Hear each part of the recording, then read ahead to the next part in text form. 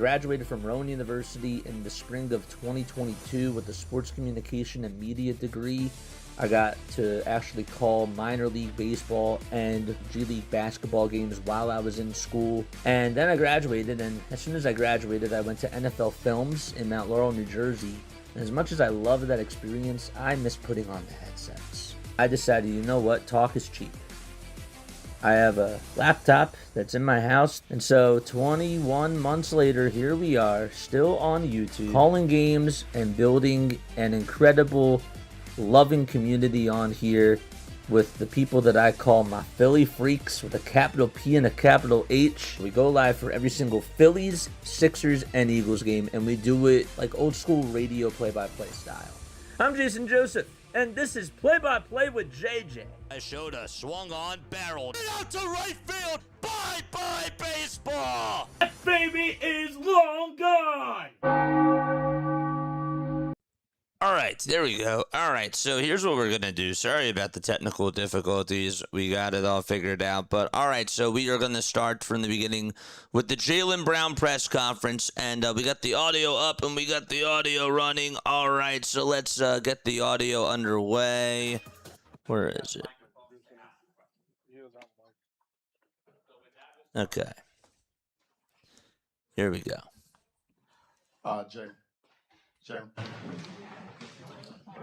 Jaylen.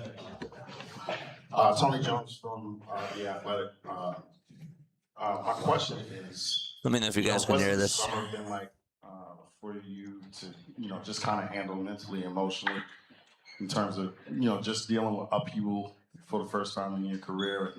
What's it like now that you kind of have some finality with your situation and that you can move forward? Thank you. What's your name again? Tony. Oh, first and foremost, thank you for having me, everybody. Thank you to Francis J. Community is very important to me, so I'm excited to be able to do here my first intro to Philadelphia. Thank you to the organization, and I appreciate everybody that's in the room. I'm excited to be here, and I'm looking forward to the journey.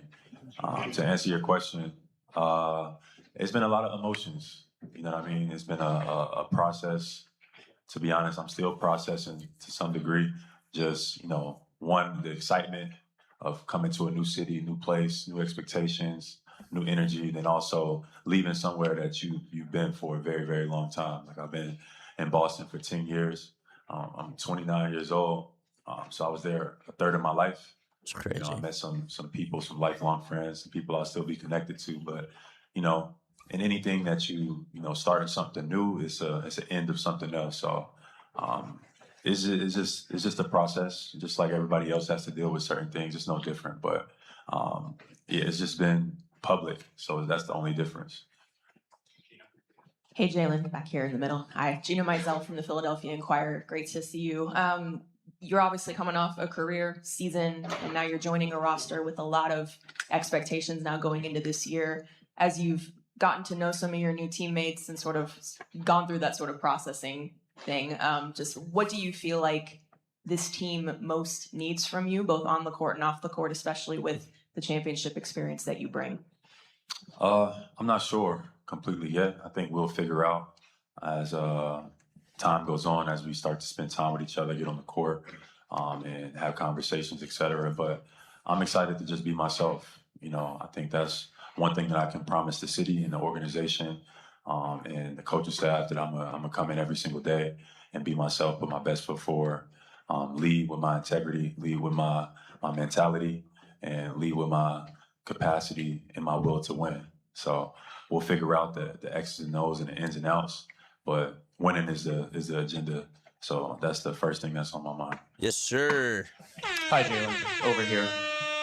Over here. Adam Aronson from Philly Voice. You've played against this team more than any other in your career. I'm curious, you sort of alluded to it, the process of not just turning the page on your 10 years in Boston, but sort of processing that this team that has been a rival of yours for so long is now where you're going to be. Just what has that sort of been like, and how have you sort of processed that aspect of it as someone who's competed against this team for so long? Yeah, as someone who's competed against Philadelphia for a large amount of time, one thing I can say is the fan base here is incredible. Like, they really get behind the guys. It's one of the harder playing arenas to be in. with That's the true. intensity level, with the engagement, so with the fan, they just, you could tell that they love the city and the team here. So that's the first thing that you notice. And then other than that, the talent level, it's always been talented players that have come through Philadelphia since, I've been in the league, and this team now is no different. So being able to watch some of these guys from afar, Maxey, Embiid, et cetera, and them developing their careers and even having a relationship with them even before I got here, it's nothing but respect. Some of the best players in the league have been in Philadelphia, and now we're just all coming together. So I'm looking forward to the journey.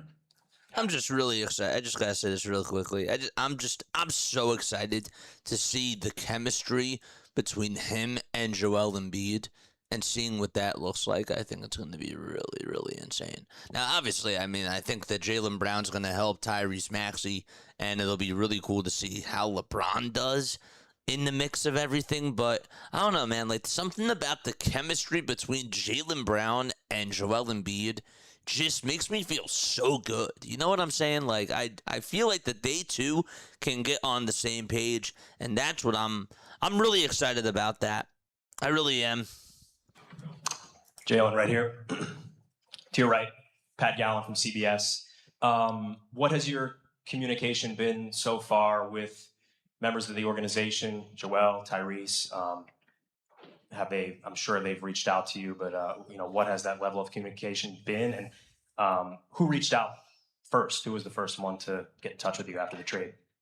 Man, who was the first one? I'm not even sure. When it first got traded, I just threw my phone across the room. But who was first? It might have been Max. I think Max, he reached out to me first. He reached out and was like, I know it's a lot of stuff going on right now, but, we excited to have you and stuff like that. Maxey and VJ was probably around the same time. But I would say that. What was the other question you asked? Just the level of communication. Oh, yeah. We talk damn near every day, almost. We got like group chats, multiple now, and we we all trying to figure this thing out. LeBron he's active in the group chat, so we just trying to all get on the same page. I think everybody, knows how, incredible the opportunity that we have, but we also got to put in the work. So, my focus is on that, putting in the work, earning the respect from the city, from the coaching staff, everything. Like, it takes time. So I understand how that process of winning works. You got to build from the foundation and build up. You can't skip steps. So we're not skipping those steps. We started early.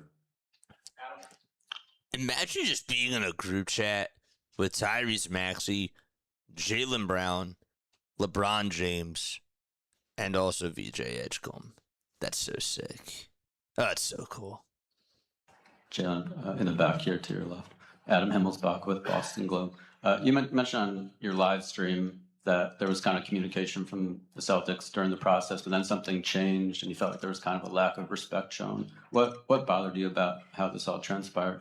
The whole process. But to be honest, my mind is so focused on what's in front of me. To be honest, I'm moving on. Maybe one day you share the details of kind of how everything transpired and all the moving parts that took place in this. Obviously, it's a lot of speculation. I feel no need to chime in on it because I'm focused on what's in front of me. And just aside from that aspect of it, how do you look back on your time as a Celtic? I look back at the city of Boston, and I'm grateful. I've been able to develop as a man, as a human being there. Spend a lot of time in the community, a lot of time at university, studying, learning, figuring out how to approach. How I wanted to go about my philanthropy, figure out how I wanted to approach, how to carry myself. A lot of my most important years, my most developmental years as a young man, I spent in Boston. I got there at 19. So I didn't do a 4-year degree because I left early. So I spent time, I got my degree in Boston in a sense. I spent time there. So the relationships are still there. The connection is still there. I'm looking forward to continuing my foundation work and Yes, as well as expanding it to Philadelphia. But, I'm very grateful for my experience, my tenure in Boston. 10 years is a perfect cycle, perfect number for, completion. So now we won a championship, and I have nothing but respect for the city of Boston. But now it's time to move forward a little bit. Jaylen, Let's go, Amy Jaylen. Siegel, NBC Sports Philadelphia, right here. A lot was made at the time of you being left off that Olympic roster, and you even spoke to how that kind of fueled you. Do you feel a similar sentiment after the trade, especially maybe when you're going to face the Celtics this year? Say that one more time. You're going to face them a couple times. Yeah. I'm just just one day at a time. That's all I got. Jaylen, to your Let's left, go, in man. the back. Over here. David Murphy with the Philadelphia Inquirer. You're coming into a situation where obviously Joel's been here for a long time. Tyrese is pretty well established. Then you've got, kind of the king coming over. The dynamics in terms of leadership, teammates, is that something that will need to be figured out? The question of kind of whose team is it? Yeah, I mean, to be honest, it doesn't have to be anybody's team. It just needs to be based in respect and work. And that's kind of like my approach. I want to earn everybody respect and trust, Look at which that. take time. You know what I mean? Obviously. Look at him greeting the kids. Oh, dude, it's it's a lot so of guys cool. with talent, it's egos. But to win, you got to be able to sacrifice. You got to be able to, have trust and communication. So I want to come in transparent. I want to come in with my agenda on the table. Look, this is what I'm here to do. This is what I want to do. I want to win. And we kind of can figure out how to, respectfully move around each other. But it takes a level of time to develop and earn respect from each other. But my approach has always been my work ethic. So like being the first to the gym, being in the film room, I'm looking forward to learning from LeBron. I'm looking forward to learning from all those guys. But, even LeBron, just everything that he's endured during his career on and off the floor. Like one of my favorite things to do is learn. I can't wait to just soak up as much information as I can and apply it to myself. And how would you characterize your relationship with Joel up until now, and what's the communication been like with you? Joel, it's been good. Me and Joel have been friends throughout the years, have mutual respect. I know he loves soccer. I love soccer. So we talk about that a lot and stuff like that. He reached out to when I got traded. He reached out the same day. I talked to him on the phone.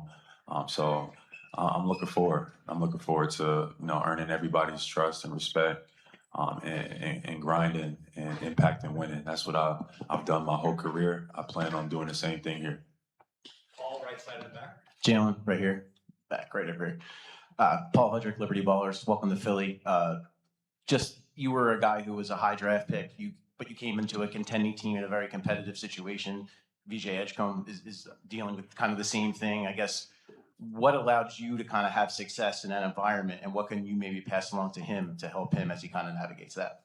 Yeah, like some of those rosters that were really like stacked with like a decent amount of talent, and I looked at it like a learning opportunity. You know what I mean? Some of those moments that I learned from back then with the players that I played with, Kyrie Irving, Gordon Hayward, Kemba Walker, et I cetera. forgot about those teams. Some of that stuff I benefited from later in my career because I took the time to learn and talk to and watch their workouts and see their mentality and their approach, take things that they do well and add it to my game, and just keep an open mind. So, I'm going to be in VJ's all year to just like learn and grow. He's 21, he just turned 21, so he's got a bright future. This could be a great opportunity for him to learn from a bunch of guys. And then also his talent level, he's going to carve out space for himself just because his talent level alone. So I'm excited for BJ, and I'm a fan. He killed us in that series. It was a lot of the other guys we knew about, but he was a difference maker. A lot of times we played him in those series. So I'm a fan from afar for sure. Bobby Manning, CLNS Media, over here. The chemistry is just going to be flawless, dude. It's going to be unbelievable. I mean, I know that there's still like 12 minutes left of this, but oh my gosh, dude. This might actually be like one of the best press conferences I've heard in a really long time, just from a player. I really feel that way. I do. Jaylen, how would you characterize your relationship with Jason over the last year, Jason Tatum? And is that a partnership He is, you Jordan. both wanted to continue He before is. the trade? That's really exciting, too. We won a championship together. So anybody that you win a championship, you would think like that's what, a brotherhood or a lifelong legacy would entail. Obviously, there's ups and downs in any type of relationship for sure. But on my end, it's nothing but respect. Besides when he plays the Sixers, I hope he does well. But other than that, everything for me is just based in respect. Have you guys been able to talk? Not really. Wow. Him and Tatum have not been able to talk. Jaylen in the middle, a little bit to your Not right. really surprised. Jaylen, Kai Carlin, Sixers Wire. I just wanted to really follow up on the VJ question. I guess how much of it do you take it upon yourself to maybe be like a mentor to the younger guys, like a VJ or a LeBaron, Adem, Justin, these younger guys? And do you take that upon yourself at all to kind of be like a veteran mentor type of player for them? I mean, yes and no. I mean, I just, come in with the mentality to, impact winning and lead by example. I'm not designating myself as nothing. You got to earn that with time and trust, and people gravitate naturally or they don't. But, my focus is on winning. My focus is on, leading by example, and you just go from there. Hi, Jaylen. How are you? How you Welcome to doing? Philly. I'm Freeland from Fox 29. I just wanted to ask you, you touched on it a little bit about why we are here, but I wanted to ask you about the setting for this press conference. It's very different from what we're used to as media members. Why was it important for you to be out in the community and really just start your career here in Philadelphia amongst the people? Thank you. That's a great question. For me, and people who know my family and I, we are rooted in the community. That's where we hang our hat, is being able to affect other people's lives. I think we're very blessed. I think we've been able to help our own family and be able to, kind of change the course of what our generation or our family name can possibly do. But we look forward to being able to impact others and being able to touch families and households that we may never get to see. So being here at Francis J is, as I'm still getting to learn this community, I just wanted to make it important that this was a important pillar in my life and the community and the foundation. And as I'm getting started on the journey and embarking the journey here in Philadelphia, the introduction, the first impression is everything. So I just wanted to let people know in Philadelphia that this is something that's important to me. And my first introduction to the city through my press conference today, I think is just an example of that. So I'm happy to be here, and thank you to the community for allowing me to be here and hold my space here. But I'm looking forward to learning the community, meeting some people, like-minded individuals, and doing some work. So, that's what we're about. Let's go. Let me give him a round of applause for that. He deserves it, dude. Let's go. Dan, hi. Let's go, Dan Gels with the baby. Associated Press. Jaylen, with so many traditional high-volume scorers on this team, I mean, you have scoring champions. You were fourth in the league last year. Do you feel you're going to have to change your approach to how you are going to score? Is there enough, the common question is there enough ball to go around for four guys who are used to scoring so much? Is there anything you feel like you'll have to do to adapt to so many teammates who can score? My focus is winning. So, I mean, obviously, other people's focus may be scoring, and my focus is going into every practice, every meeting, every shoot around, every film session is like, how do we win night in and night out? So sometimes that may change, sometimes it may look different, but whatever it takes, at this point in my career, nothing else really moves me. Like I don't care about the outside success. I never did. You know what I mean? I don't care about the MVP awards or the finals MVP. None of that stuff really moves me. It's nice, but the only thing that's gonna move me is doing something collectively. So a championship. So that's what I'm looking forward to. Trying to start that journey and building towards. But all the other stuff that comes along with it is just a distraction to me. Like whatever it takes on a night-to-night basis, it's like whatever it takes. Hey, Jalen, straight ahead. Mike Sealski from the Philadelphia Inquirer. This is a franchise that hasn't won a championship since 1983. It can be a pretty pressured market, and you obviously played in a pretty pressured market in Boston. How do you handle that? Do you let it in? Great question. Do you shut it out? Are you aware of it? Great question. Obviously, you're kind of part of the media, too, in the discussion about yourself and whatever team you might be on. How do you handle that kind of external pressure that comes with playing with a team expected to win a championship? That's a good question. I think at different points in my career, how I've handled pressure would probably look different. At this point now, I probably ignore a lot of it, or just like kind of let it just be water under the bridge. My relationship with the media hasn't always been the best. That's part of the reason why I started streaming and stuff like that. But for me, how I handle pressure, I played in Boston for the last 10 years, and the pressure is high there. It's title town. They expect to win every single year, and they're always looking for someone to blame. So some of those years it was me, and so I've been through that. You know what I mean? So all I come with is my work ethic, my mentality, impact on winning, and that's just my approach. Like I come with nothing else matter. Like just how do we win games? Final two questions. We'll go to Tony. I just gotta say really quickly, and then of course we'll finish this off. First of all, thank you guys so much for tuning on in. I appreciate this. I don't even have to say much. I don't even have to stop. I'm just listening to this, and all I gotta say, man, is that he's a leader. He is a leader, and for a very long time, as a Sixers fan, it feels like that we haven't had those vocal types of leaders. And I feel like that Jaylen Brown is certainly going to be one of those guys that just comes on into this. And he is definitely going to lead by example. I know that this is just talk, but sounds like he's such a professional. That's how he's always been. And that's what I'm really excited about. You get to have him and LeBron come on in. The leadership and the coaching is going to be through the roof. You're going to have two coaches out there, one on the sideline, one on the court. And that's exciting. When was the last time the 76ers had this many leaders? I feel like we said, every year, when it comes to the 76ers, where's the leadership?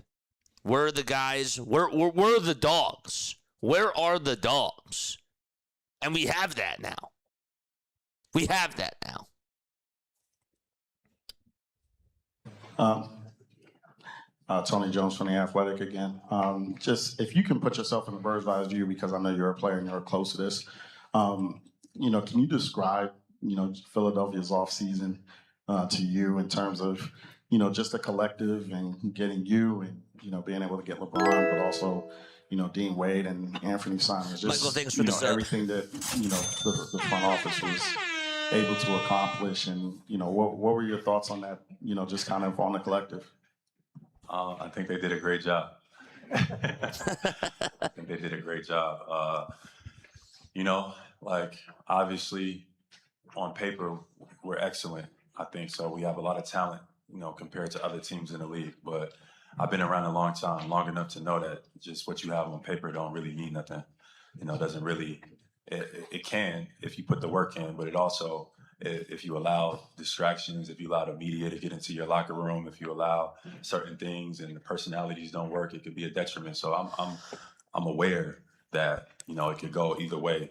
It just takes the amount of work and the transparency and the leadership can already.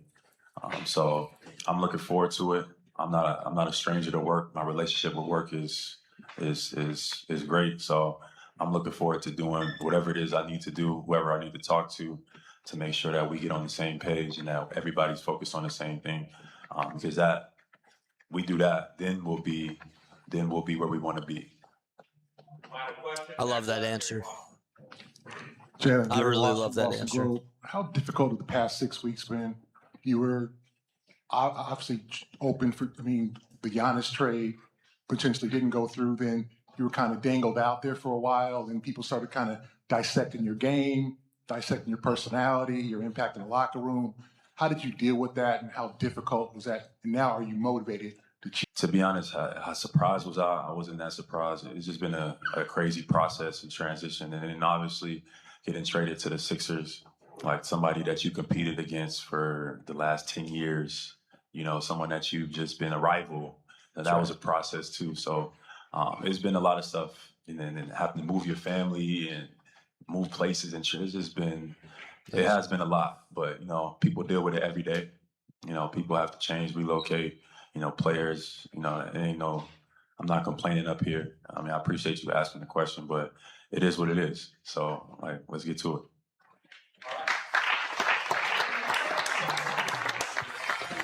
Let's go, baby. Let's go. Dude, that is awesome. Drop the goats in the chat for Jaylen Brown, man. I'm excited.